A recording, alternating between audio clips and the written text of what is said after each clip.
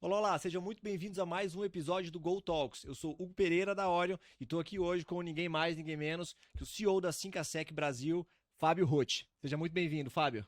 Obrigado pelo convite, é um prazer estar aqui com vocês. Legal. Fábio, já vamos começar valendo então. A gente estava conversando um pouquinho antes aqui da gravação e você falou que não precisa estudar em Harvard para se tornar um C-Level. E eu queria entender um pouquinho da sua trajetória profissional, como que você chegou a uma posição de destaque numa empresa tão grande como essa. Bom, mais uma vez obrigado pelo convite, é um prazer estar aqui com vocês. Não é que não precisa, bom seria, né? Todo mundo ter uma formação do nível de Harvard, mas não necessariamente ela é o decisor, né? Quando eu disse isso é porque tem pessoas que às vezes elas têm uma crença limitante que as impede de avançarem porque não tem a mesma formação que o fulano, não estudei fora, etc. Mas não é a única habilidade. Eu já conheci muitos executivos com formação excelente, teoricamente falando, e que na prática não está tão bem assim, né? Seja por coeficiente emocional, seja por não saber lidar com as pessoas, porque por trás está um QE que ele que não administra bem, né? Porque não tem um perfil arrojado ou um perfil empreendedor, ou está fora do eixo, ou seja, não é a pessoa certa para estar naquele local, né? Então, são N fatores que envolvem. Por isso que eu digo, eu acho que é muito mais determinante a vontade de crescer, se desenvolver e estudar, né? E ter uma mente eterna de aprendiz, do que simplesmente, eu tenho isso no meu currículo teórico e isso simplesmente vai definir o meu futuro. Não. Então, as hard skills, qualquer um pode aprender. Soft skills, aí já é questão de habilidades intrínsecas que cada um vai desenvolver da melhor forma. E ter essa atitude de desenvolvimento é que vai fazer a diferença. Então, realmente, eu não sou formado em Harvard. Gostaria, não tive oportunidade. Mas eu desenvolvi alguns gaps que eu tinha justamente pela minha capacidade de ir atrás, de me expor ao risco, de ter um espírito empreendedor, mesmo quando não sendo empresário, né? E isso me fez trilhar o caminho que eu tenho hoje. Só para você ter uma ideia, de 5 irmãos, foi o único que teve uma graduação, por exemplo. Caramba. Né? Então, isso fez diferença na minha vida, inclusive na vida da minha família. Agora você imagina. Então, eu tinha duas escolhas: sentar e lamentar, ou arregaçar as mangas e ir atrás dos meus sonhos. Escolhi o segundo caminho. Legal. E como é que foi essa sua trajetória até essa posição C-Level? O que Olha, você estudou? exatamente. Eu sou formado, sou bacharel em ciências contábeis, com algumas especializações, dentre elas controladoria, auditoria, contabilidade societária nacional e internacional, formação de CEO pela FGV, tenho até formação em coaching, personal e professional coaching. Eu fiz diversas extensões, inclusive uma bem peculiar. Recentemente também fiz uma especialização em teologia sistemática. Olha só. Poxa, toda a formação dentro do mundo empresarial, por que teologia? Antes que você me pergunte, já respondo. Justamente porque eu acredito que na Bíblia, que as pessoas conhecem, tem muito mais, fala muito mais, não só da questão espiritual, mas fala muito mais de liderança, de administração, de conceitos, que quem puder o privilégio, independente de religião, tá? Não tô fazendo proselitismo aqui, mas estudar e compreender as mensagens, a sabedoria que está ali por dentro, vai te impulsionar na vida profissional e pessoal grandemente. E por isso que eu fiz. E para mim foi um grande achado, porque eu pude compreender religiões mundiais. Porque dentro da teologia sistemática você tem uma parte dela que você estuda isso. Do hinduísmo, do islamismo, do cristianismo e por aí vai. Só do cristianismo estamos falando de mais de 50 mil denominações no mundo. 50 Mais mil? de 50 mil. Caramba. Então, assim, você pensa, nossa, gente, é a mesma Bíblia, mas com visões, muitas vezes, completamente diferentes. Bom, eu comecei muito, para responder a pergunta original, então minha formação ela é bem ampla, bem diversa, fiz formações também na área financeira, investimentos e tal, estou sempre procurando estudar. Eu não passo um ano sem fazer alguma, ou algo mais formal, como um pós, um MBA, ou algo mais de especialização e extensão. Então, sempre procurando estudar. Eu acho que o cérebro é um músculo. Se você não exercitar ele, você vai penar de alguma forma. E eu comecei a trabalhar muito cedo. Eu tinha 14 anos. Na época não existia a lei do menor aprendiz ainda, certo? Então eu estudava de manhã e à tarde eu ia para um despachante de trânsito, lá no Rio Grande do Sul, uma cidade pequena chamada Taquara. Fica ali cerca de 80, 90 quilômetros de Porto Alegre, dá mais ou menos 1 hora de carro. Eu morava lá e eu tinha um curso de datilógrafo. A galera não deve conhecer, mas bota no Google, vai saber o que é um curso de datilógrafo. A minha função era datilografar os prontuários de trânsito lá, dos serviços que o despachante fazia. Então foi minha primeira experiência de trabalho, né? Eu não considero no meu currículo isso, nem na minha jornada corporativa, mas foi um grande aprendizado. E a partir dali eu não parei mais, porque eu sempre quis ter minha independência, não queria, como assim, nunca me faltou nada na vida, mas eu vim de uma família simples. E ainda, por si só, minha mãe ficou sem marido por separação, não foi por viuvez, né, nada disso, e criando 5 filhos sozinha, professora pública, né? Imagina que não era fácil. Então sabia todo o esforço que ela tinha para nos dar a educação, para nos dar o sustento. Eu digo, bom, eu quero ter o meu dinheiro, inclusive, para ajudá-la em casa. E assim foi, né? Então eu recebi aqueles valores de casa foram muito importantes para mim. E na sequência eu fiz estudei em escola pública, né? Eu comecei na particular até concluir o primário, depois apertou a grana em casa, fui para o público, voltei para o particular no ensino médio, porque eu queria ter uma preparação melhor para vestibular. Na minha época, não é que nem hoje, não existia IAD, faculdades que são mais em conta para IAD, ou era a Universidade Federal, ou eram as privadas, que mesmo nas privadas eram 30, 40 pessoas por vaga. Caramba. Naquela que eu estou falando isso no início dos anos 90, né? Então, eu tenho que estudar, mesmo para privada, eu tenho que estudar para passar no vestibular, senão eu não entraria. Hoje, claro, o cenário é completamente diferente hoje, mas na época não era assim. E eu me lembro que eu não tinha também grana para fazer esses cursinhos, para você, né, revisar os conteúdos, para ter mais chance de passar. Eu terminei simplesmente o meu ensino médio e fui para o vestibular, né? E diga-se passagem, eu repeti no ensino médio. Faz parte, né? Deu uma tropeçada ali. Repeti, mas não foi por nota. A nota eu tinha média 9. Foi por falta mesmo, né? Então eu adorava matar uma aulinha às vezes. Não, não sigo esse exemplo não é bom, né? Para namorar, para sair com os amigos, enfim. Mas eu sabia que eu tinha que fazer uma faculdade e tal. Então eu terminei e fui prestar uma prova na Universidade Federal do Rio Grande do Sul, né? Para o curso de Ciências Contábeis. E eram 80 vagas que tinha na época, eu me lembro, e eu fui aprovado, mesmo sem cursinho, sem ter estudado em colégio público um período, né? Passei na posição, acho que, se eu não me engano, 104º, por aí, próximo disso aí, e não peguei vaga, porque teria que ter mais de 20 desistências, 24 desistências para eu chegar lá, né? Mas para mim foi uma conquista, de, poxa, que legal, né? Tem gente fazendo 3 vestibulares para passar e eu, no primeiro eu passei e não peguei vaga, beleza. Mas eu também, em paralelo, eu fiz lá em Taquara mesmo, tem uma cidade chamada Facate, que atende toda a região do Vale dos Sinos, Paranhana ali. E lá eu passei em primeiro lugar no meu curso e em quarto no geral, né? Então não peguei a vaga no federal, mas peguei na particular.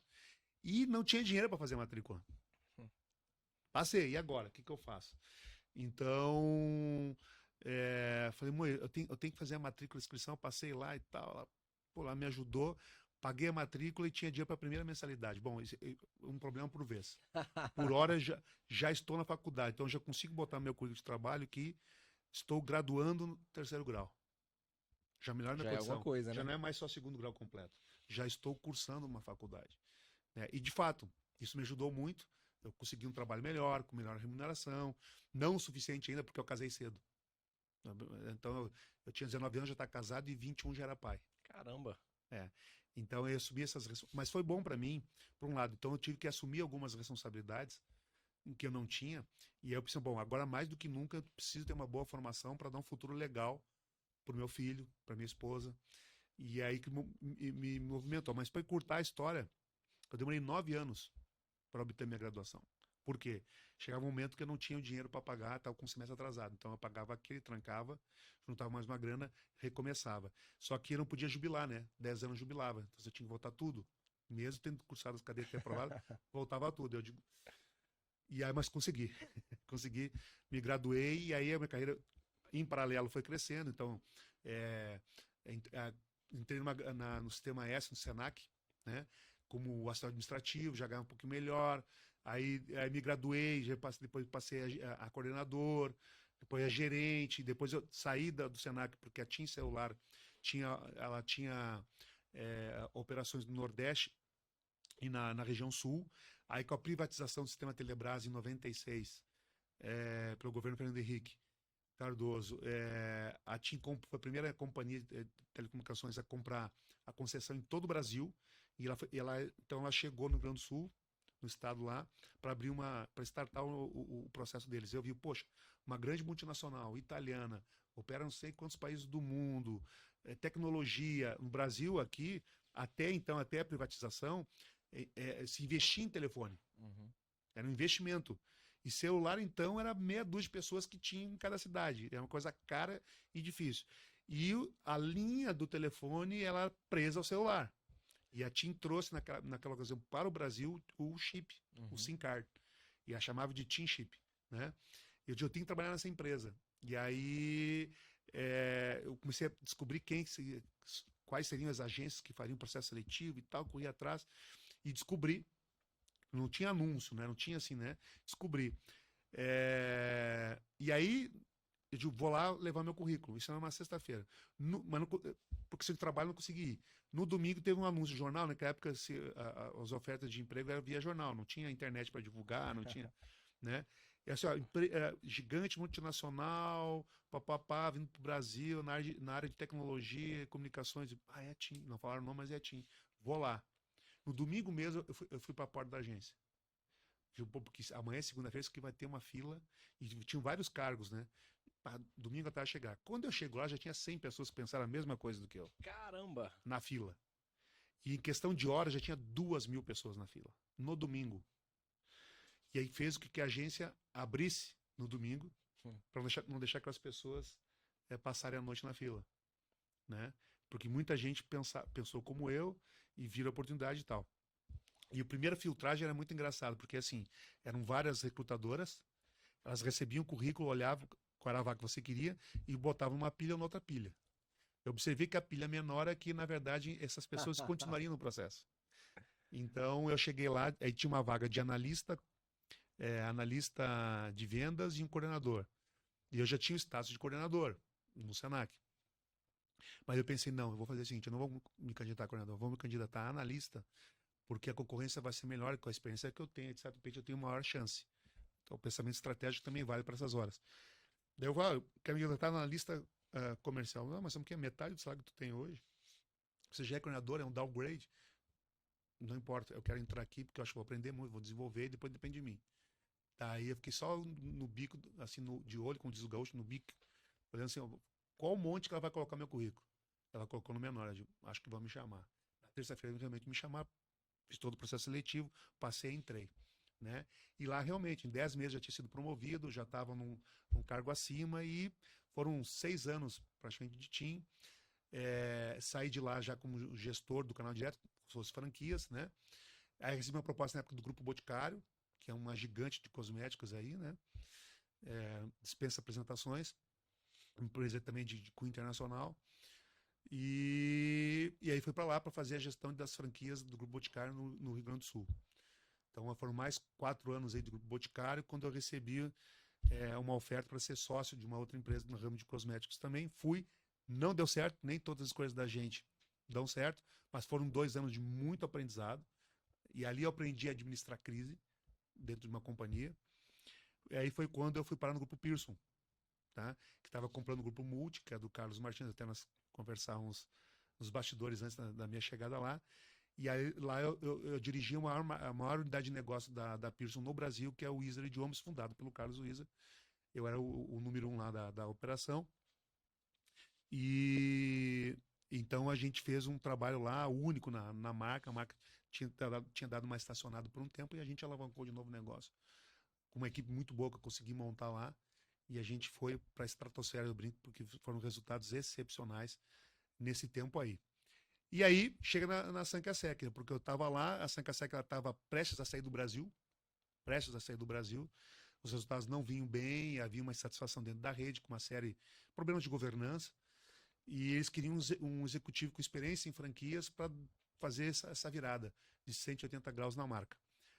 Me procuraram, escutaram meu nome no meio do franchise e tal, entraram em contato comigo, fizeram uma oferta. Eu, estou bem aqui, não. E foi passa alguns meses, me ligaram de novo. Na terceira ligação, era o CEO global da marca, o Nicolas Bocot. Falou assim, eu sou o Nicolas e tal, tô indo pro Brasil aí, falaram muito bem de você, eu não quero te fazer proposta, que eu sei que você já recusou 2 vezes. Eu quero apenas te conhecer, pra gente, enfim, ter um network e tal, trocar algumas ideias de franchising, etc. E queria ver se a gente podia tomar um café. Qual é o dia? Eu vou estar de dia tal, é o dia tal aí, se tem algum dia a gente consegue encaixar na agenda e tal. Dia tal eu posso. Marcamos 11h30, porque tinha um compromisso antes da manhã para conversarmos. Sei que naquele dia a nossa conversa durou 12 horas. Caramba. A fio. Nesse meio tempo a gente tomou café, a gente almoçou e a gente jantou. Foram 12 horas de conversa. E no final ele me fez uma proposta assim, olha, eu tenho que te contratar, eu preciso de você, etc e tal, tal. E eu pensei assim, dentro da minha ingenuidade, pô, eu vou fazer uma proposta. Eu estava muito bem nesse projeto dentro da Pearson. Eu vou fazer uma proposta para ele, que ele não vai acompanhar essa proposta, imagino eu, e não fecho portas, porque eu sou um executivo, né? E depois eu até indico alguns executivos de um bom calibre para ele e tá tudo certo e, poxa, e fizemos um bom relacionamento. E aí eu falei, olha, Nicolas, só tem um jeito, se for assim, assim, assim, o assado. Ele anotou aquilo calmamente, com um bom francês, né? Anotou aqui e falou assim, beleza, eu topo. Começa na segunda. Quando você pode começar? A pergunta foi essa. Eu parei, poxa vida, ou eu negociei muito mal agora, mas como bom gaúcho eu dei minha palavra, né? Eu falei, então tá bom, você me pegou, você me laçou, né? E aí negociei um prazo, porque obviamente eu não podia começar na segunda, né? Então eu não também podia deixar a empresa que eu estava simplesmente a ver navios, então a gente negociou ali 2 meses pelo menos de transição. Eu já, obviamente, como eu já vinha trabalhando com backup, ou seja, aliás, líder nenhum pode ser insubstituível e não ter pessoas abaixo que possam se desenvolver e assumir seu lugar a qualquer momento. Então, nós já tínhamos esse trabalho sendo feito dentro da PIS, com processo de sucessão, processo sucessório. Então, foi até, de certa forma, até que foi tranquilo essa transição. Mas foram 2 meses com muita calma ali, até que 4 de outubro de 2016 eu entro na Sankasek para fazer essa virada da marca, né? Então, posso dizer para vocês, a trajetória foi essa, onde estou hoje, e lá já se passaram 7 anos, para completar agora, né? 7 anos de muito trabalho, de muito esforço, mas com grande êxito também. Muita dedicação também, né, Fábio? Não tenha dúvida. Meu pai é pernambucano da Gema. E aí ele sempre comenta que tem 2 jeitos das pessoas aprenderem. O primeiro é você se matricula num curso, estuda, lê bastante, fica ali 1, 2, 3 anos. A outra opção é você jogar o menino dentro da água e falar, só não se afoga. Bate os braços aí, bate as pernas e dá um jeito. E é mais ou menos isso a sua história, né? Você sabe que eu aprendi a nadar assim? Sério? Então, menino do interior. Tinha um rio lá em Taquara que passava uns 2, 3 quilômetros de onde eu morava. E ia a pessoal ali, dia de calor e tal, ia tomar banho de rio. Eu acho que esse rio não tem nem para tomar banho mais hoje em dia, mas na época era balneável. E aí o meu irmão mais velho, eu não sabia nadar, então eu ia pro rio com uma boiazinha de isopor, sabe? Então eu não jogava nela e ficava ali brincando. E meu irmão, você tem nada de aprender, fazia. Eu tinha medo e tal, medroso. Daqui a pouco ele me levou pro meio do rio, mas numa parte que dava pé. Só que eu não sabia, porque eu tava na boia. Então eu não botava o pezinho no chão. Falou assim, olha, é o seguinte, nós estamos no meio do rio. Me agarrando na boia falando comigo. Eu vou tirar a boia de ti. Tu vai pegar ar, vai bater os pés assim, a mão assim. Só para quando tu encostar no barranco do rio. Eu não, comecei a chorar, não. Vou tirar. E ele tirou. Quando ele tirou, eu fiz assim. E fiz o que ele mandou. E só parei quando eu cheguei na barranca do rio. Eu falei assim, nadei. E ele e os amigos dando risada. Fica de pé, agarrado no negócio. fiquei de pé, a água dava um pouco mais que a cintura, né? E Deu assim certo, né? deu certo, é assim que eu aprendi a nadar. Nunca esqueço, nunca vou esquecer. Legal, legal. Fábio, você falou bastante da sua trajetória e eu estava até buscando algumas listas de características dos grandes líderes das grandes empresas. E quando a gente lê essas listas, parece que ali tem uma descrição de um super-herói da ficção, né? Eu queria ouvir um pouco de você, na prática, como líder já aí há muitos anos de grandes empresas. Quais são as características da liderança que você acredita que são indispensáveis para um bom profissional? Espírito empreendedor. Não importa ser empreendedor externo ou intraempreendedor, mas tem que ter o espírito empreendedor. Tem que saber tomar riscos calculados, não é risco de qualquer forma, mas tem que saber tomar riscos, tem que ter uma boa dose de ousadia, coragem, mas sempre calculando os passos, né? Como eu falei, nada de ser muito ansioso, muito afoito. É, eu acho que o outro que é bacana é desenvolver a visão sistêmica, né? Saber de toda a abrangência que o negócio envolve, os impactos, uma decisão tomada aqui, quais são os seus reflexos, né? O que, que isso pode gerar, pode acontecer. É, ter um olhar muito atento a pessoas e a ler entrelinhas, né? Agora, não existe super-herói. Eu costumo dizer que normalmente as pessoas que são número um ou estão no nível C-level, elas se diferenciam um pouco mais porque realmente elas ficam mais atentas ao detalhe. Eu digo para minha equipe, olha, o diabo mora nos detalhes. Né? Não é ser perfeccionista, porque também não acho isso muito saudável. Tá? Isso pode emperrar e não te dar a velocidade necessária para algumas, não perder o time de algumas situações e decisões. Mas tem que olhar a entrelinha da coisa, você tem que estar atento, procurar se informar, estar próximo dos negócios, das pessoas, de onde acontecem as coisas, né? Mas é um ser humano que, acima de tudo, tem que ter sempre a vontade de aprender. Se o líder chega um momento, eu já sei tudo, eu só vou ensinar aos outros, talvez a soberba, o orgulho, lhe derrubem logo ali na frente. Então, se mantendo a humildade e a mente de um eterno aprendiz, eu acho que são boas características e de desenvolvimento para um C-level, para um líder, para um CEO, enfim. Legal, legal. Fábio, a gente está gravando aqui e antes a gente estava comentando sobre a sua agenda de hoje. Você comentando que só vai acabar ali por volta da meia-noite, talvez 1 hora da manhã, já de amanhã. Eu sei que você tem uma agenda muito atribulada. Estava vendo uma pesquisa recente falando que os grandes líderes de grandes empresas têm que tomar tantas decisões difíceis ao longo do dia que às vezes chegam em casa à noite sem querer nem escolher o sabor da pizza. E eu queria ouvir de você, assim, como que você lida com essa agenda tão atribulada, com essa correria e com essa pressão que o cargo, querendo ou não, impõe? É. A pressão do executivo número um ou de um empresário, realmente ela é calcada em tomada de decisões. Tá? E a decisão ela é muito mais estafante do que um ato operacional. Né? O ato operacional ele suga o teu corpo. E a tomada de decisões, para mim, estratégica, a visão estratégica, suga a sua mente. E se a mente não tem energia, o corpo padece. Né? Então, já diversas. E por isso que eu sempre digo que o bom líder ele tem que jogar com equilíbrio. Você não pode ser um workaholic também. Claro que, como hoje, não é todo dia que eu vou encerrar minha agenda meia-noite. Né? Terão as suas exceções. Mas um bom líder tem que gerenciar bem seu tempo e ter equilíbrio. Né? Eu até brinquei com vocês aqui no meu check-up que um médico puxou a orelha algumas coisas porque teve um aspecto da minha vida que eu negligenciei. Né? E foi a questão do meu peso. E por que eu negligenciei? Porque eu parei de fazer corridas que eu fazia. Eu tinha um hábito de correr 5, 10 quilômetros por um período aí. E aí, porque eu priorizei algumas situações e gerou desequilíbrio. E toda vez que gera desequilíbrio, você padece de alguma forma. Então, eu acho que um bom líder ele tem que ter a disciplina, tá, de fazer esse equilíbrio. Então, é o tempo do trabalho, é o tempo do lazer, do hobby, porque você precisa dar um sossego para a mente para que ela produza mais. Se ela está ali num constante, ela não desliga, você começa a enxergar, nem o óbvio você enxerga mais.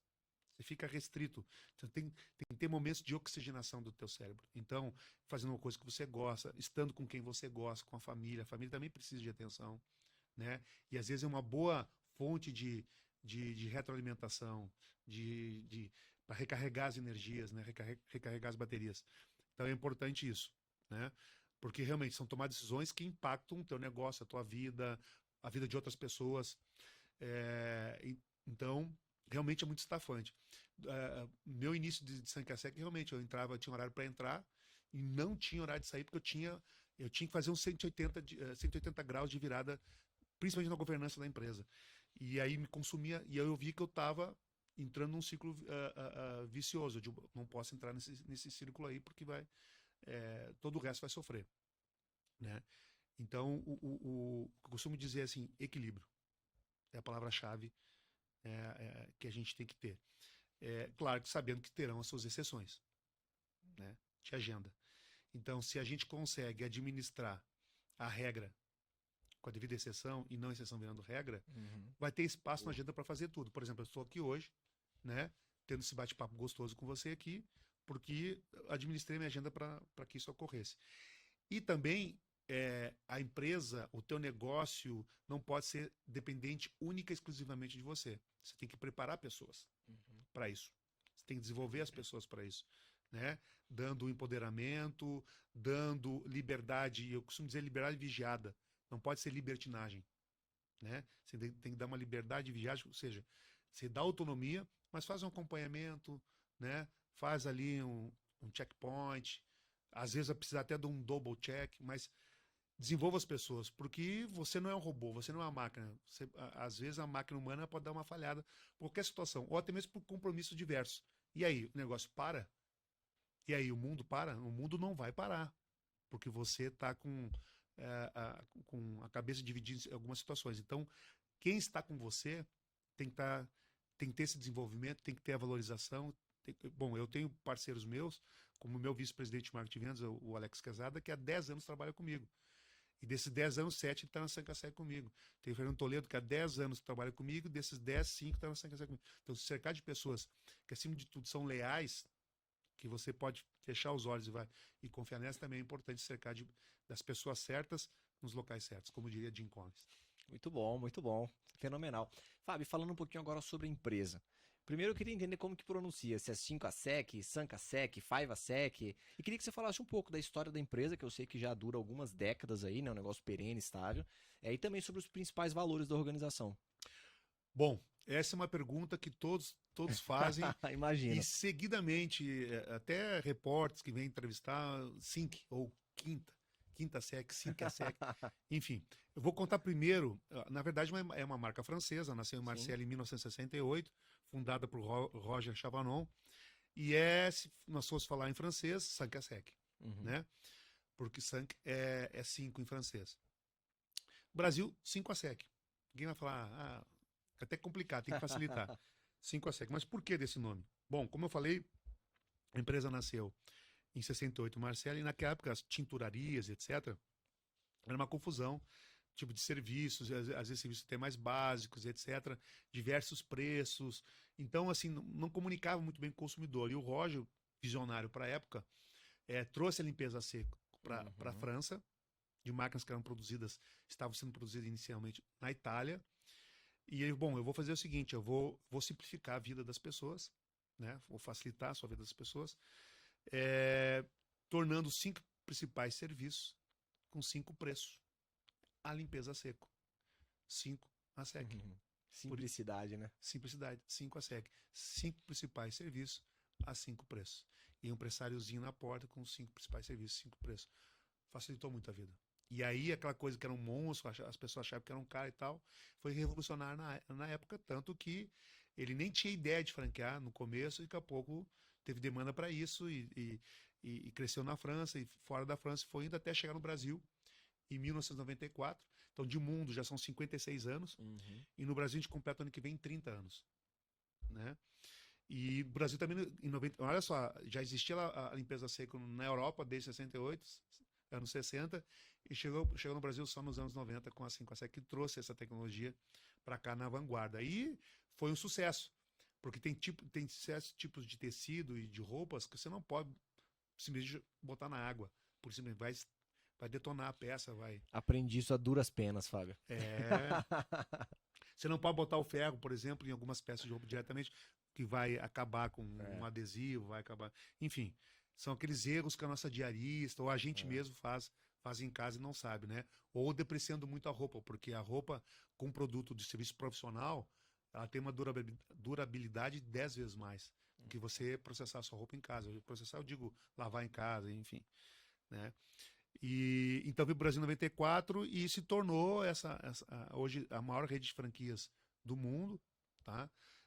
No Brasil nós estamos com mais de 530 operações e estava estagnado até a minha chegada. Pelo contrário, a marca vinha até diminuindo de tamanho um pouco, justamente por questões operacionais. Ela parou de estar na vanguarda e a gente tem vários cases no mercado de empresas que eram gigantes, que se acomodaram e foram atropeladas pelo mercado. Se você estava quase entrando nesse caminho, né? O mercado estava engolindo ela tinha parado de estar na vanguarda. Eu digo, não, vamos resgatar nosso DNA, né? Qual é a essência da 5ASEC, o que, como líder, ela pode traçar de tendência e vamos voltar a crescer. E a gente voltou, depois dessa reorganização interna, a gente voltou a expandir, a gente criou modelos de negócio, a gente simplificou alguns modelos e tá aí, de novo, é uma das marcas mais demandadas. De fato, a gente faz processo seletivo para franqueado. Tem muitos casos que a gente diz não pro interessado. A gente seleciona a dedo. Nem sempre foi feito assim, mas hoje nós temos esse critério. Ao contrário, às vezes, de alguma outra marca, que é importante você assinar o cheque para entrar por dentro do sistema. Na 5ASEC não é qualquer um que entra. Legal, legal. Depois eu vou até querer te fazer algumas perguntas sobre isso para entender um pouco mais da 5ASEC como negócio, como franquia. Mas ainda falando do mercado, hoje eu enxergo que o mercado de lavanderias é um mercado competitivo no Brasil, principalmente aqui em São Paulo. A cada esquina você vê uma lavanderia diferente. Imagino que grande parte do mercado esteja na mão de empresas de bairro também, que já estão ali há 5, 10, 15, 20 anos. As pessoas estão acostumadas a lavar suas roupas ali. Como diferenciar o serviço de vocês no mercado, que pelo menos para mim, a visão de um leigo, parece ter poucos diferenciais entre você escolher a lavanderia A ou a lavanderia B? Exato, boa pergunta sua. Então, hoje nós estamos falando, assim, uma estimativa, não tem um número exato, tá? De cerca de 7.000 a 8.000 lavanderias domésticas no país. Caramba. Muita lavanderia, tá? Mas não são iguais. Tá? Primeiro, vamos falar do tradicional, da especializada. A gente vê muita lavanderia usando máquina doméstica. Você compra na internet, você compra numa loja de varejo, aquela lavadora que você tem em casa, daquela marca que você tem em casa, tá? A lavanderia profissional são poucas no país ainda. Começa o processo de limpeza, por exemplo. Normalmente, você tem uma lavadora mais tradicional, é a que faz de rotação, Isso. certo? Tem algumas que são por tombamento. Então, a melhor eficiência é o tombamento. Porque você vai lembrar das lavadeiras do século passado, elas faziam aquele movimento de bater a roupa. Alguém já viu com a avó fazendo isso e tal? Porque esse processo de tombamento e atrito elimina a sujidade. Então, a tecnologia se inspirou nessas lavadeiras para dizer por que bater limpa, né? Então, se estudou isso, tá? Então, o processo de tombamento da máquina, essa ação mecânica, ela ajuda na eficiência da limpeza. Bom, isso é uma coisa. Só que o processo de profilaxia, de higiene, de remoção da sujidade é muito além só do tombamento, que é o que nós temos nas residências hoje. E que 75%, 80% das lavanderias usam. É só assim, só não lavo em casa e eu boto na minha máquina aqui. É isso. Só que uma lavanderia profissional como a 5ASEC, não é só isso. Nós temos um maquinário que ele é importado, nos produz no Brasil, ou vem dos Estados Unidos, ou vem da Itália, que ele tem lá vai de 10 a 40 programações diferentes, dependendo do tipo de tecido, fio ou fibra, do tipo de roupa, temperatura. Tem alguns tipos de peças que tem que ter uma temperatura da água, inclusive, muda, tá? Para não danificar. Por exemplo, você não vai botar uma seda na água, que ela vai, né? Ou linho. Então, assim, até para passar é uma temperatura adequada. O produto, o insumo químico que a gente usa, que deixa, aliás, já pegando um link para sustentabilidade, né? Ele não agride o meio ambiente como se você comprar um produto químico comum no mercado que vai direto pro ralo da tua casa, que cai no sistema de esgoto, que vai parar no Tietê, no Pinheiros e tudo, né? Por mais que tenha tratamento de esgoto público, né? Mas ele vai para lá. Enquanto que o insumo de uma lavanderia profissional como a nossa não agride nada ao meio ambiente. E ainda tem eficiência do consumo de água. que você não tem em casa, ali tem, como sistema de reuso, alguma coisa assim, tá? E aí, resumindo em poucas palavras, a vida útil é outra. Então, por exemplo, você está usando um colete aqui da North Face. Você sabe que não é muito barato esse coletinho aí, né? Você quer que ele dure. Você investiu. Porque a roupa, ela é uma tradução de quem você é. As pessoas, não, é a segunda pele. Não, é a primeira pele, na verdade. Porque a primeira coisa que você vê é a roupa, depois a pele está por baixo. Boa. Né? Então é a tua Verdade. primeira pele, não é a tua segunda pele. Ela traduz quem você é, seu estilo, seu gosto, seu hábito, né? Poxa, mais despojado, não despojado, mais formal, menos formal, não importa. Traduz quem você é. E você faz um investimento, né, para ter o teu vestuário. E você o quê? Que tem uma boa durabilidade. Quem é que gosta de botar uma camisa como a minha, por exemplo, que é escura? Se você começa a lavar de qualquer jeito, o que acontece com ela? Ela vai esmaecendo. E depois você fala, poxa, mas eu vou no evento, a camisa tá meio surradinha, não vai ficar legal. Não é assim? Meio desbotada, né? Meio desbotada, a gola já tá meio prurida ali e tal.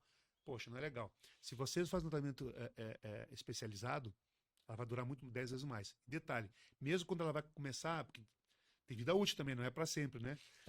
Mesmo quando ela começar a esmaecer, nós temos um produto, nós chamamos de Apré, que ele vai, à medida que você for tratando com a gente, você pedir esse serviço, ele vai recuperando a cor natural da peça. Dá um plus ainda, né, na durabilidade da peça, e você tem aquele investimento que dura muito mais. E se nós pensamos em sustentabilidade também, menos consumismo, quanto mais tempo você tem uma peça com cara de nova, menos você vai ter que investir nisso, mais o meio ambiente vai agradecer também, né? Que você sabe que a indústria têxtil para produzir roupa usa muita água. Uma das mais poluentes, inclusive, né? Exatamente. Então você está contribuindo não só pelo seu bolso, mas também para o meio ambiente. Então não é tudo igual, não. São tecnologias distintas. Você pode observar, se você for numa Sunkesec hoje, eu convido a você e a tua audiência a fazer o teste, você vai ver as nossas máquinas lá expostas. Né? São torres com painéis digitais das programações, etc. e tal ali. E se for uma lavanderia que nós também temos os nossos pontos de coleta, aí não tem máquinas, é só o balcão, tá? Mas as lojas onde processo, você consegue ver todo o processo. Você enxerga a mesa de passadoria, que não é aquela mesinha que você compra em casa, né?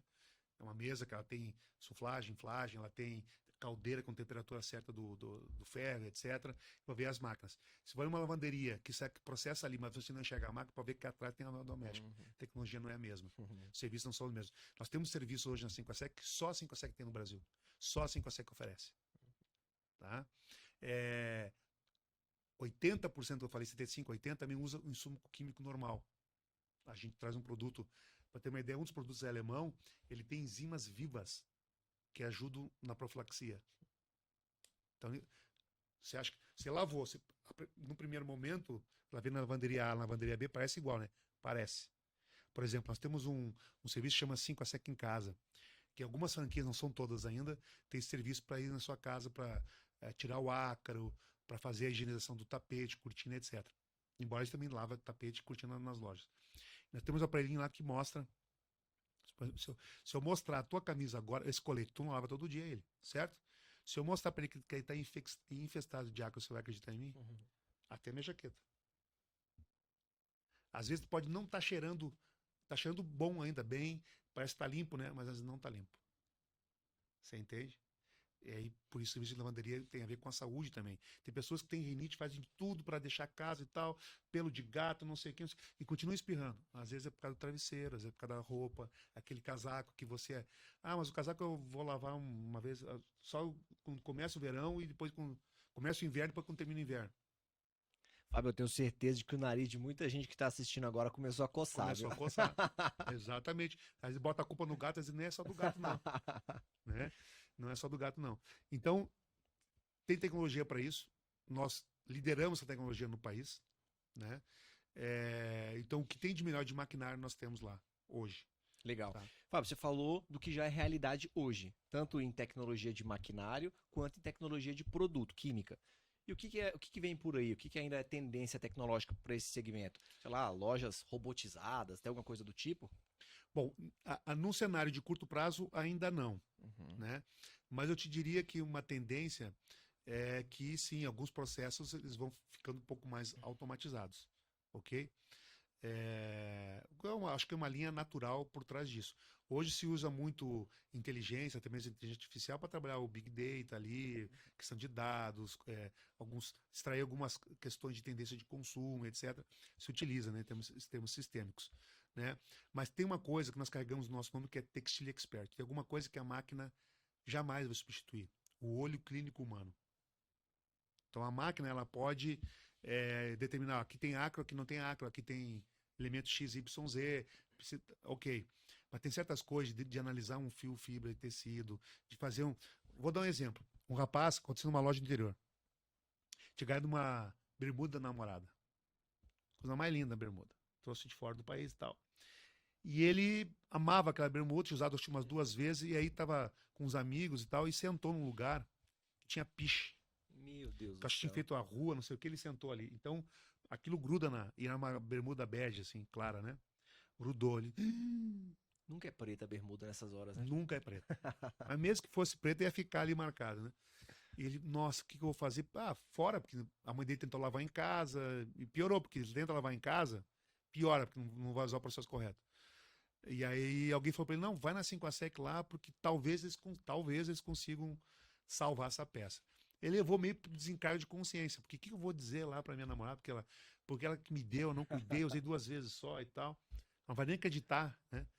Levou lá. A nossa equipe, isso que eu digo, Textile Expert, a nossa equipe, cara, usou os produtos adequados, fez todo o processo de tratamento, sem danificar a fibra e tal. Foi um trabalho manual que isso a máquina jamais faria, né? Salvaram a peça, entregaram para ele, ele olhou assim, mas tá perfeito. Foram 3 dias de um tratamento com especialista exclusivo para salvar a sua peça. E entregaram para ele. Nem sempre a gente consegue salvar, porque também, não, né, gente, Sim. tem alguns milagres que a gente não faz ainda, né? Mas ali foi um milagre que aconteceu e, pô, vestido de noiva, várias peças que acontecem, já aconteceram isso aí e a gente fez.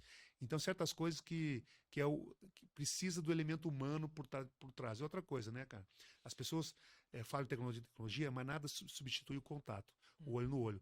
Na pandemia, o que aconteceu? As pessoas ficaram com saudade do aperto de mão e do abraço. Eu, que sou uma pessoa sinestésica, senti muita falta disso. Porque eu gosto de ver um amigo dar um abraço caloroso num amigo, um abraço fraterno num amigo. Sabe, de ver um parente meu dar esse abraço, dar um beijo. Né? O que a gente sentiu na pandemia quando estava isolado? Não foi falta disso? Uhum. Então, esse elemento humano acho que jamais vai deixar de existir. Fábio, você comentou da pandemia, eu já vou até pegar o gancho, porque eu sei que hoje a Sincasec está com a previsão de terminar o ano 2023 com mais de 600 lojas espalhadas pelo Brasil. Eu queria que você falasse um pouco exatamente sobre essa mudança do comportamento do brasileiro, do ser humano, pós-pandemia, se isso impactou de alguma forma o negócio de vocês. Não tenha dúvida. A nossa previsão é 600 até o final do ano, estão trabalhando para isso, mais tardar no primeiro quadrimestre do ano. Por incrível que pareça, se for pandemia, 2020, dos últimos 5, 6 anos, foi o ano que a gente mais teve procura de investidores para colocar lojas da 5 a Sec. Caramba, Tá? eu imaginava que seria o oposto. A gente cresceu absurdamente. E nós, no primeiro momento, nós perdemos muito cliente nas lojas, Uhum. né? Mas depois que começou por São Paulo, mas se estende por todo o Brasil, porque a Europa foi assim também, o serviço de lavanderia foi considerado serviços de primeira necessidade pela higiene e pela profilaxia, né? Porque os produtos eliminaram 99,9% dos vírus, bactérias e germes, né? Então é um serviço importante de desinfecção. Então a gente voltou a funcionar. Então chamou a atenção, poxa, um negócio que nem a pandemia fechou, Uhum. né? De repente eu perdi meu trabalho, porque algumas empresas reduziram, muitas, mais de 600 mil pequenas empresas e médias empresas fecharam Uhum. durante a pandemia. Assustador esse número. Uhum. Fez que muita gente, pô, peguei esse capital, vou ter meu próprio negócio. E aí, quando fala-se do mercado, um mercado que tinha uma penetração de 4% naquele momento, do mercado brasileiro, tendo um net de mais 20, 30 milhões de pessoas ainda para se tornarem consumidor com potencial, que descobrem, poxa, um mercado bacana, porque 30, 40 milhões é maior que muito país da Europa, Uhum. para você ter uma ideia. Né? Então chamou muita atenção. De 2018 para cá, mais especificamente de 2019, mais de 30 novas marcas de lavanderias. Só que tem um detalhe. Existe a lavanderia especializada, que é a lavanderia mais de conveniência, Uhum. ou seja, A pessoa não tem tempo para ficar na frente de uma lavadora esperando 30, 40 minutos para lavar, mais 30, 40 minutos para secar. É um pouco diferente, né, que já está no nível da conveniência. Mas tem um público novo, é o estilo mais americano, por exemplo, que trabalha muito autosserviço, né? Está chegando isso no Brasil, chegou isso no Brasil. Que tá um efeito meio planeta mexicana. Tá todo mundo querendo botar a loja de autosserviço. Só que não vai sustentar para isso. Não tem mercado para isso.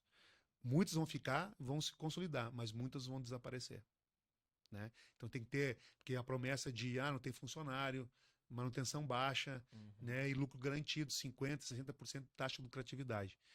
Atrai no primeiro momento, mas na prática não é bem assim que funciona. Então o investidor, a pessoa que juntou uma economia, tem que ter um certo cuidado de avaliar bem qual é a marca, qual é a experiência que essa marca tem, qual é o know-how que ela vai te passar, qual é a estrutura de suporte que ela vai te dar, né? Então tem que ter esse cuidado. Então alguns, infelizmente, para esses investidores vão desaparecer daqui a um tempo, né? E tem sido especializado. Então esse mercado ele ainda está em franca expansão, tem muito espaço para empreendedorismo com responsabilidade, que isso tem que ter muito cuidado, não a qualquer preço, né?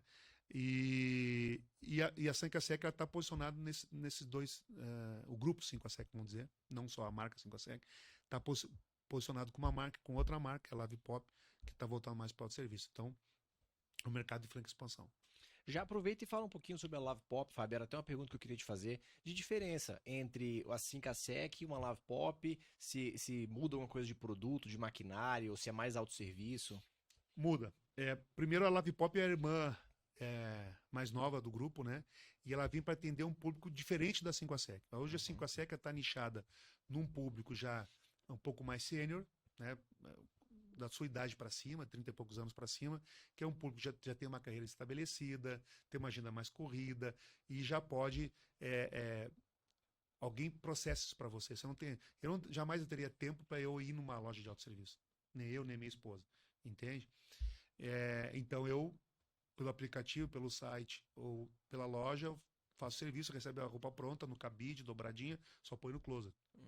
Entendeu? E não danifica a minha peça e economizo no bolso, porque é mais barato que ela vai em casa. Depois eu posso até explicar isso por quê. Né? Então, e a Lave Pop vem para um público mais democrático, um público mais jovem, que está formando a sua vida profissional, etc. Né? Roupa mais simples, mais para o dia a dia, e que vai na autosserviço, para ter uma economia, no primeiro momento, né? E ter essa praticidade de uma máquina semi-profissional que não vai encontrar em casa e vai conseguir fazer algum serviço, como, por exemplo, lavar um cobertor, um edredom, da sua casa ali, que não consegue lavar em casa. Tá? São maquinários diferentes. Tá? Os maquinários da 5ASEC são maquinários com toda a tecnologia suportada para todos os tipos de limpeza, enquanto das autosserviços, que a maioria utiliza uma máquina chamada Speed Queen, que é a Stack, modelo Stack, ela tem a lavadora embaixo, secadora em cima, e ela tem algumas programações. Basicamente ela vai secar, ok? Mas ela tem uma eficiência de limpeza melhor que a máquina doméstica.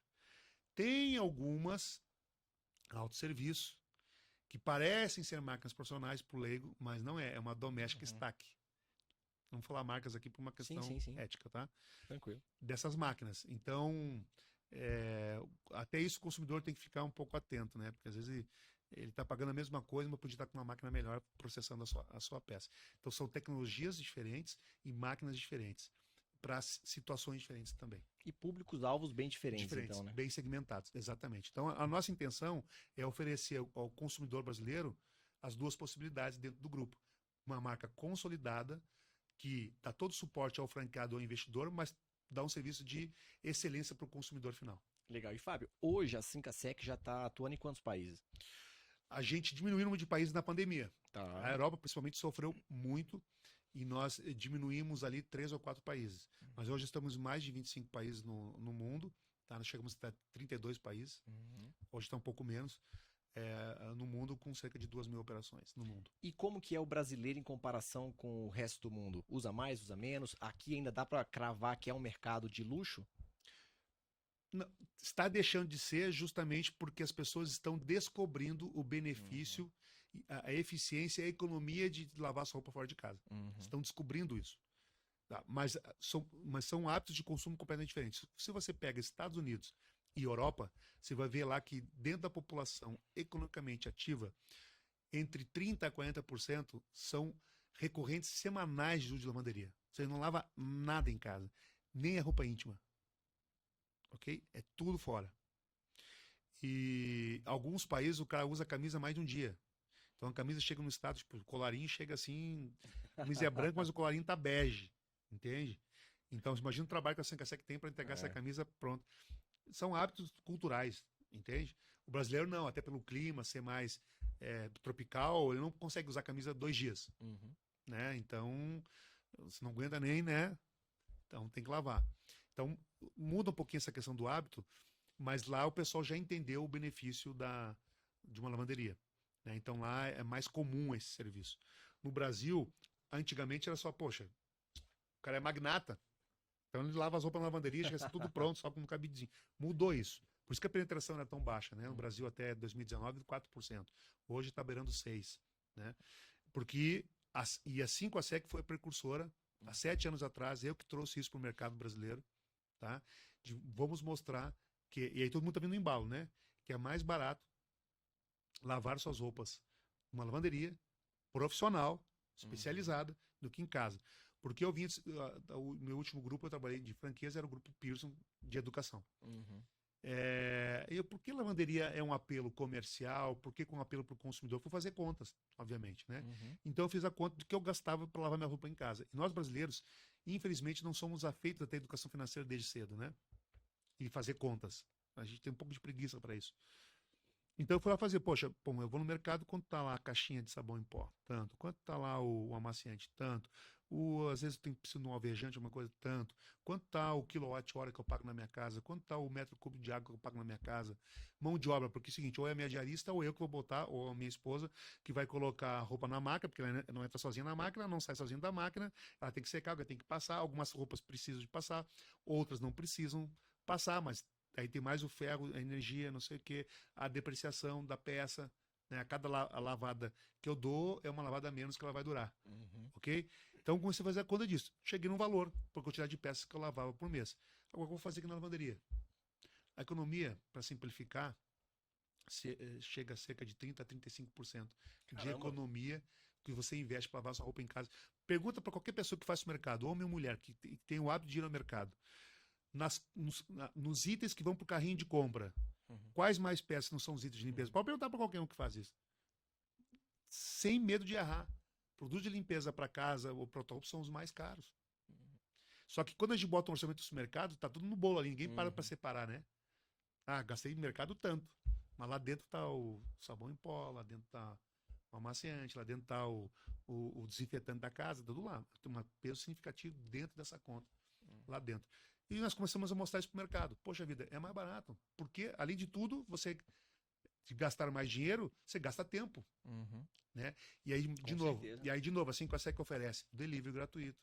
Você pode fazer via aplicativo, via e-commerce. Você não precisa nem sair de casa, nem do seu trabalho. Eu não tenho tempo de pegar. Já bota a roupa no porta-mala do trabalho, que a vez recolhe, te entrega depois na tua casa e tá prontinho. Imagina a pergunta para quem cuida da casa, se não é coisa mais linda de ver a roupa já pronta no cabide, só pendurar no closet. Dobradinha, só botar na gaveta. Eu mesmo lavo tudo, 90% fora, porque a roupa íntima por uma questão de timidez, lavo em casa. Essa é uma das alegrias da vida adulta, né? Chegar em casa e ver Cara, as roupas prontinhas. Eu tenho maior satisfação quando eu pego. Primeiro que assim consegue lavar minhas roupas. Depois assim, vem tudo no cabidinho, assim, protegidinho, limpinho, pronta. Legal. Passado impecavelmente, então, poxa. Tô super satisfeito. Bom demais. Já era cliente, hoje eu sou fã, até porque eu administro a marca. Recentemente a gente conversou aqui no podcast com a Iris Pereira. Até você deve conhecer ela. Trabalhou muito tempo como C-Level da Arcos Dourados, do McDonald's. E ela comentou bastante aqui na gravação do desafio que é para o McDonald's manter o padrão e a qualidade de serviço em dezenas de países. Eu queria ouvir um pouco disso de você. Você comentou aí dos vários países em que a 5 atua. E como que é para vocês manter a qualidade da prestação de serviço e a referência da marca em tantos países com culturas diferentes? Então, primeiro não esquecer o seu DNA. Uhum. Né? Então, a marca tem um DNA, ele não pode ser esquecido. Claro que haverão adaptações regionais. Né? Por exemplo, não tem o mesmo pH de água no Brasil que tem na Europa. Há suas diferenças. E mesmo dentro do Brasil, nós temos uma chamada água mais dura, por causa de minerais, num local do país do que outro, né? Então tem suas adaptações, mas assim, acho que o grande segredo é o seguinte, é não perder esse DNA, saber, por exemplo, nós temos todo um circuito operacional que a gente chama, desde o atendimento, a recepção das peças, então como é que eu examino a peça ali antes, certo? Como é que eu faço a separação, lançamento do sistema e passo por todo o processo operacional até eu disponibilizar a roupa, deixar no cabideiro para o cliente retirar. Então isso faz parte do DNA. Isso tem que ser treinado exaustivamente. Tá? E uma coisa que eu brigo demais, brigo no bom sentido, eu cobro o meu franqueado, assim, temos que treinar, mas já treinamos. Cara, olha só, quando você faz um treinamento, o teu cérebro tem uma capacidade de absorção de no máximo 25% do conteúdo. É muito pouco, né? Tá? Você pode ter visto todo o conteúdo, visto, mas a absorção não passou de 25%. Isso nos melhores casos. Isso não sou eu, a neurociência que fala. Ok? Então, quem entende minimamente de neurociência sabe. Então, a repetição, né, vai te dando essa habilidade de você manter o padrão. Um dos desafios que eu tinha quando cheguei era justamente isso. Nós estávamos com quase que um tipo de 5 a 7 em cada esquina. Isso não pode acontecer. Né? Então, nós criamos um portal, uma universidade corporativa, para facilitar o cara que está lá em Rio Branco, que está lá em Manaus, com o cara que está em Porto Alegre, sabe? De aproximar, então, curso que possa ser feito à distância. A gente monitora a trilha de formação. A gente está monitorando ali, então, para ver quem é, qual o CPF que entrou ali, o que fez até onde fez, responde uma prova para ver o nível de conhecimento, os treinamentos presenciais e os treinamentos presenciais na sede. Criamos o Instituto de Formação. Então, dentro da sede de hoje, nós temos uma loja montada, novo franqueado reciclagem vai lá para dentro. Dentro da operação, dentro de uma operação controlada, né, para ele reciclar. E ainda tem os treinamentos em loco. Que diga assim, olha só, Hugo, você está precisando reciclar aqui. Que a gente mede o nosso NPS, nosso Net Promoter Score, que é o consumidor que avalia, né? E a gente vê ali alguns indícios, você não está tão bem aqui ou aqui. A gente manda o treinador lá para ficar com ele uma semana para ele desenvolver esse lado. Então, a gente, de 2016 para agora, a gente já deu um salto quântico de novo, quântico literalmente, em termos de padrão. Agora, é um trabalho incansável, de formiguinha e que não pode parar nunca. DNA da marca, treinamento, capacitação, acompanhamento, avaliação de indicadores e começa tudo de novo. Legal, legal. Fábio, a gente está chegando aqui no final do nosso bate-papo, mas tem algumas perguntas que eu ainda queria te fazer. E uma delas eu tenho certeza que muita gente que está assistindo a gente vai gostar de ouvir e vai gostar de ouvir a sua resposta também, porque às vezes a gente cria no mundo hipotético a ideia de que o crescimento ele é linear, né? O Fábio chegou na empresa alguns anos atrás, de lá para cá foi só sucesso, foi só alegria, tudo que ele fez deu certo, é um gênio. Quem diria se fosse assim, Que né? ideia. Eu queria que você contasse algum caso seu, pessoal ou da empresa, alguma coisa que você acreditava que tinha tudo para dar certo e que eventualmente deu errado. Até como uma forma didática para mostrar para todo mundo que o erro faz parte do processo de aprendizagem. Eu costumo dizer que não há evolução sem o aprendizado em cima dos erros.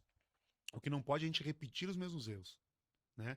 Porque se a gente não ousa e a gente não tem capacidade de tentar fazer diferente, como teremos resultados diferentes? Né? E às vezes você erra, né? Então, na própria 5A nós temos um conselho de franqueados, né? Eu procuro ter esse conselho, por exemplo, para ouvir a demanda, o sofrimento, a angústia do franqueado, para que ele se sinta próximo e ouvido e a gente consiga administrar as ansiedades que elas existem, né? A gente está no dia a dia da franqueadora, mas o franqueado não está ali no dia a dia da franqueadora, assim como eu não estou todos os dias ao lado de cada franqueado, humanamente possível. Então, já houve situações, por exemplo, que a gente lançou produto, mas não lançou da forma adequada. A gente não queria perder o time do lançamento, mas não se preparou, por exemplo, com a comunicação assertiva para que chegasse bem na ponta e a execução fosse com excelência. Então, houve situação, nós lançamos um produto, logo que eu cheguei na 5A, um ano depois que eu estava lá, e a equipe de marketing e desenvolvimento de produto sensacional, etc., tudo montadinho, treinamento pronto e tal, mas na hora de comunicar o produto na convenção foi mal comunicado. E aí o que aconteceu? O franqueado, ao invés de apostar na ideia, ele se fechou. Não, peraí, vamos ver se esse negócio vai para frente mesmo. Vamos ver, não sei, sabe? Ele fica pensando, não, se der eu vou. Se for bom mesmo, eu vou. Mas isso aqui, tem uma pegadinha por trás, não pode ser tão bom assim. Tem alguma pegadinha da franqueadora que só ela vai ganhar, eu não vou ganhar. Sabe? Passa no subconsciente, muitas vezes, coletivo. E aí foi um grande aprendizado. Pessoal, nós pisamos na bola na comunicação. Nós tínhamos feito isso, ou seja, pensar com a cabeça do franqueado, não com a cabeça da franqueadora, não com a cabeça do executivo, mas como ele pensa, como ele vai receber essa informação, como ele vai processar essa informação e como ele vai colocar em prática. Não é só ter a grande ideia, a grande sacada. Então, para um erro de comunicação, então nós gastamos aí 6, 7 meses, né, para dar a volta no problema e relançar o produto. Só que 6, 7 meses, meu amigo, a gente podia estar faturando 6, 7 meses atrás com a excelência desse produto. Então, acontece. Bom, aprendizado, comunicação assertiva. Então, para cada processo que a gente vai fazer hoje, pessoal, já pensaram na comunicação? E o cronograma disso? Então, quando, o que e quando eu vou comunicar, a forma como vou comunicar e como eu vou colher esse feedback para ver, o double check, para ver se aquilo realmente chegou, não telefone sem fio, mas chegou na ponta como deveria ser.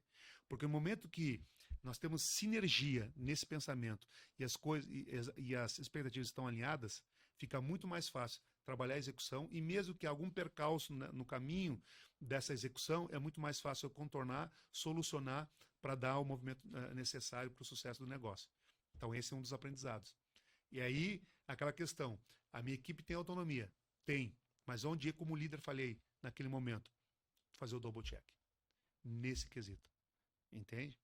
Então, são aprendizados que a gente tem. Felizmente, são mais acertos do que erros. Mas, eventualmente, eles têm. Se você aprende com o erro para ele servir uma alavanca depois para frente, tudo certo. O problema é repetir os mesmos erros. Aí não há perdão. Muito importante ter essa humildade também, né, Fábio? De reconhecer que errou, porque senão você não consegue fazer essa autoanálise, reflexão e melhorar. Eu tenho um exercício que eu faço com o meu time, que é o seguinte: quando há uma coisa que não saiu como a gente esperava, eu faço a seguinte pergunta: qual é o aprendizado? A gente tem que olhar não com o olho da cobrança e da procura de indicar culpados, mas o primeiro olhar tem que ser assim: ok, o leite derramou. Qual é o aprendizado? Para que esse leite não volte mais a derramar. Fenomenal. Né? Muito bom, muito bom. Fábio, a gente divulgou com antecedência que você ia estar aqui gravando com a gente e algumas pessoas fizeram questão de deixar algumas perguntas ali que elas gostariam que eu fizesse para você. Não vai dar para perguntar todas, mas eu escolhi uma, e uma bem legal. Em resumo, assim, qual foi o marco que você julgaria ser o mais significativo em toda a sua jornada 5ASEC até o momento? Minha jornada 5ASEC até o momento, o marco foi a minha escolha.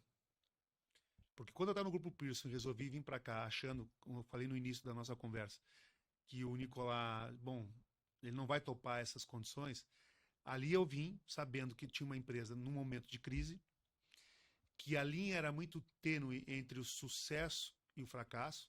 Um passo para o lado desviado da rota poderia representar o fracasso, e eu estava colocando a minha carreira, o meu nome, frente a esse desafio, né?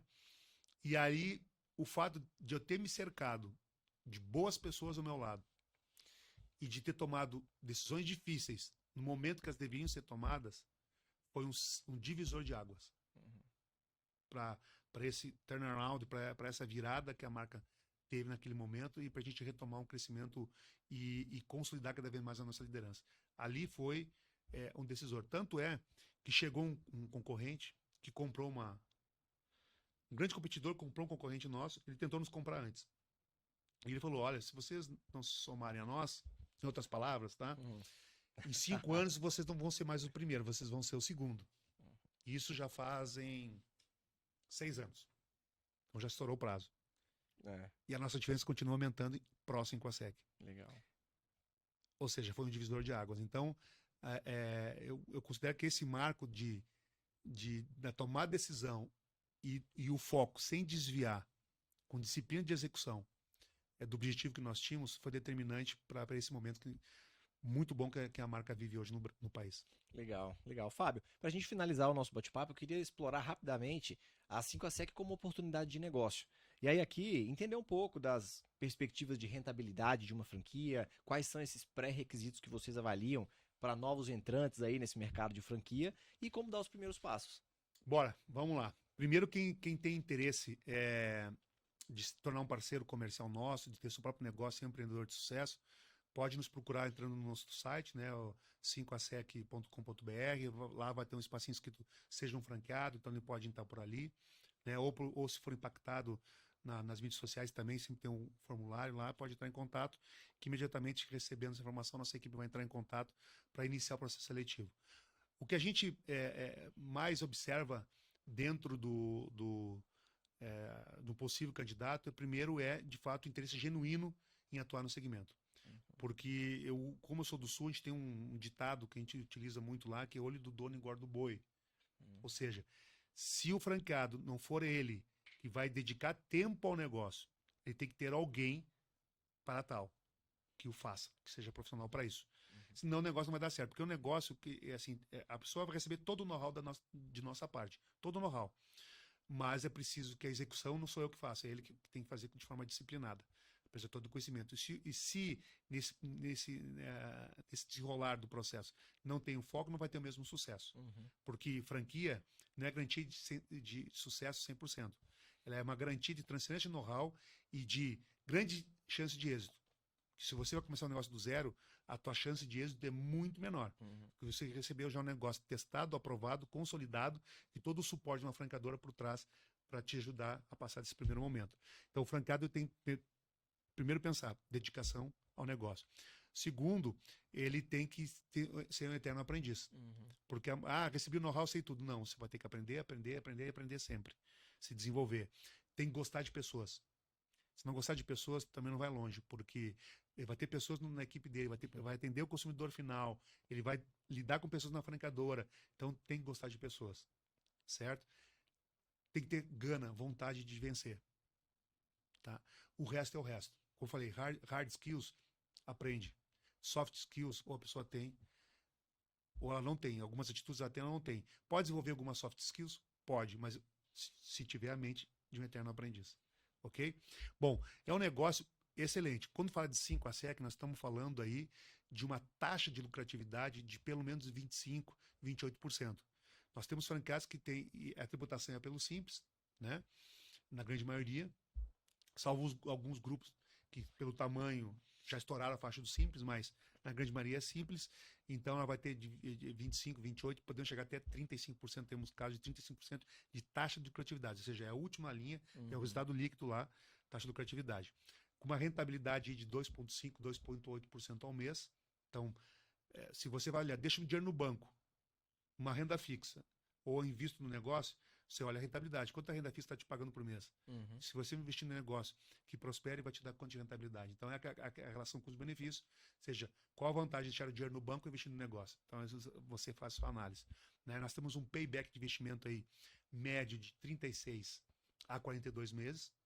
Temos casos que no terceiro mês o empreendedor já está no break-even, no ponto de equilíbrio, mas tem casos que ela no 12º, 13º, depende então, muito da praça, da forma de atuação do franqueado no negócio, então que vai dilatar ou não esse prazo. A gente bota bem pé no chão mesmo, eu poderia falar para você que 24, 30 meses. Tem gente que tem payback nesse período, mas por uma questão de pé no chão, o prazo médio é esse, 36 a 42 meses de payback do investimento. Então é um excelente negócio. E temos a Lavipop, que ela pode te dar, como não é especializada, é autosserviço, né? Ela vai te dar, pode te dar ali de 40%, 30%, 50% de taxa de lucratividade a 60%. Como eu falei, não tem funcionário, normalmente o espaço é mais reduzido, então o aluguel é mais barato, manutenção é muito mais em conta, né? Então ela pode te dar isso aí, pode te dar payback de 8, 12 meses de payback. Então, são conceitos de trabalho diferentes, embora sejam lavanderias, tratem com roupas, mas são negócios altamente promissores. Enquanto que é a 5asec, vai te exigir mais dedicação para o negócio, de repente você pode continuar sendo comunicador e ter a lavanderia do serviço trabalhando para você. Então vai muito do perfil do investidor. E nós temos para atender esses dois perfis. Fenomenal. Fábio, obrigado por estar aqui com a gente. Foi excelente trocar algumas experiências com você. Tenho certeza que todo mundo que assistir ou ouvir esse nosso videocast, podcast, também vai se beneficiar bastante com a sua trajetória e com o que você ensinou aqui pra gente hoje. Obrigado, viu? Obrigado a vocês, foi um prazer estar aqui e espero ter contribuído de alguma forma. Maravilha, e volto sempre. Estou à disposição. Legal. Pessoal, muito obrigado também a todos vocês que participaram de mais esse episódio do Go Talks. Se vocês não seguem a gente ainda nas redes sociais, façam isso agora para que vocês possam acompanhar os próximos episódios que serão com convidados tão incríveis quanto foi o nosso ilustríssimo Fábio Ruth. Muito obrigado, valeu, tchau, tchau.